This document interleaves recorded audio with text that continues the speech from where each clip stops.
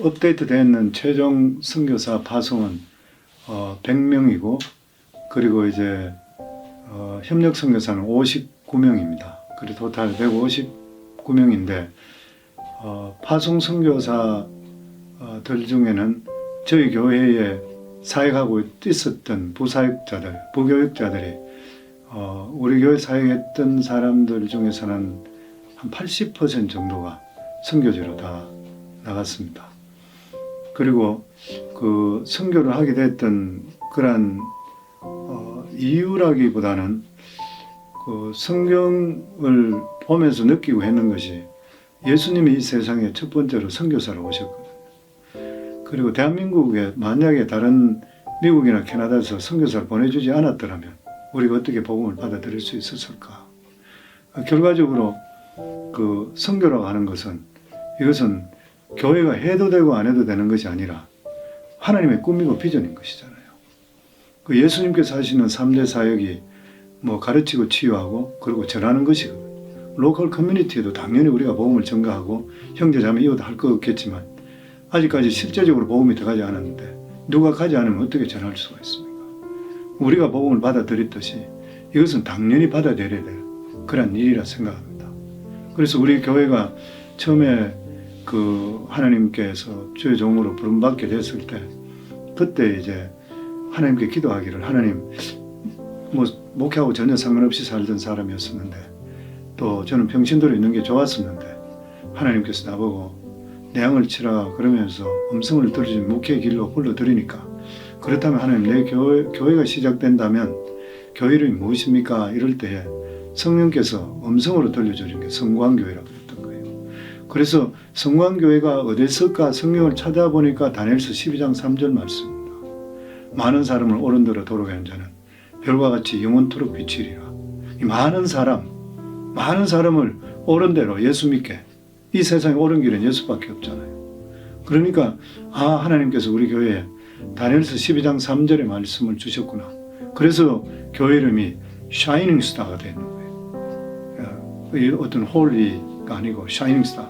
그러면서 교회가 시작이 됐는데, 그럼에도 불구하고 교회에서 우리 교회가 선교해야 됩니다 이렇게 저는 부르짖고 그렇지 않았습니다.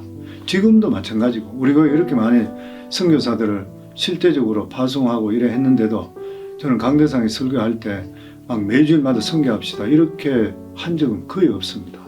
단지 이제 하나님의 꿈이 무엇인지, 그리고 복음이 무엇인지, 그리고 이 복음이 얼마나 소중한지, 그렇다면 이것을 내가 가지고 있으면 당연히 전해야 되는데 우리가 로컬 커뮤니티도 당연히 전해야 되고, 그리고 아직까지 복음이 증거되지 않았는 이 장소에 누군가 가야 될 거 아니냐.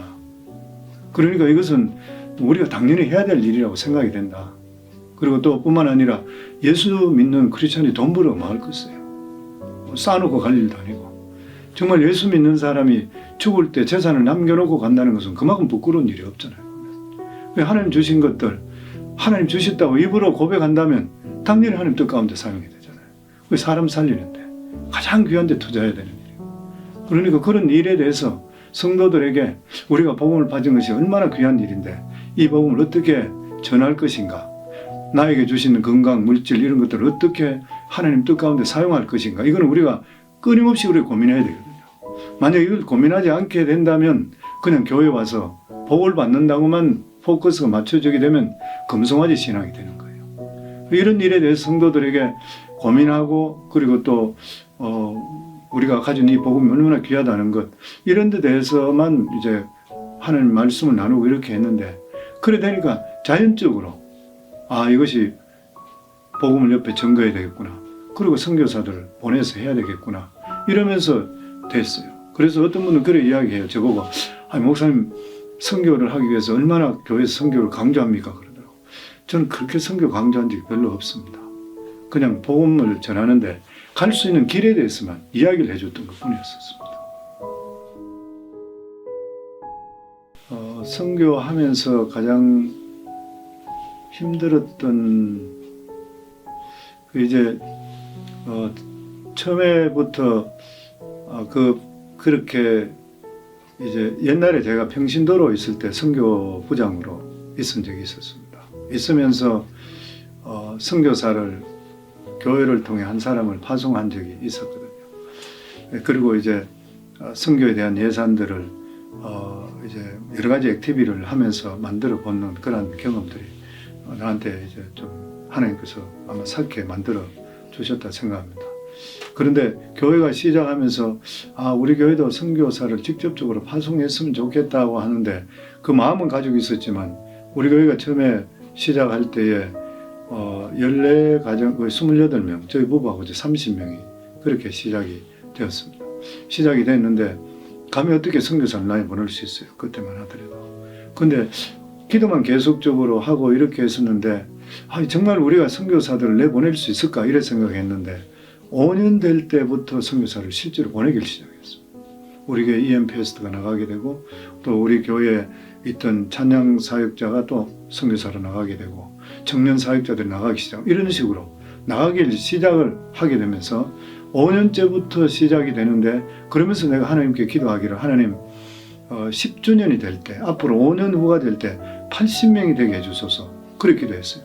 나는 왜 80명인지 나도 모르겠어. 그냥 어쨌든 기도할 때 80명 되게 해주세요 했는데 실제적으로 저희가 10주년 될 때 10주년 세계 선교대회 우리 선교사님들 118명 정도 우리가 초청해서 교회에서 그 선교대회를 했었는데 그때 보니까 우리 교회 파송 선교사가 정말 80명이 됐어요. 그리고 그 처음에 생각할 때 이 일이 어떻게 이루어질까 생각했던 그게 이게 될까 이게 어떻게 될 수 있을까 이런 생각을 해본 것은 했지만 그 이후에 되어가는 일들은 보니까 전부 하나님이 하신 것 같아요. 그래서 항상 느끼는 게 뭐냐면 하나님이 주시면 하나님이 해주시는구나. 하나님께서 나보고 하라 그랬다면 그건 하나님 책임질 내 일이 아니구나. 저는 목회도 똑같다 생각합니다.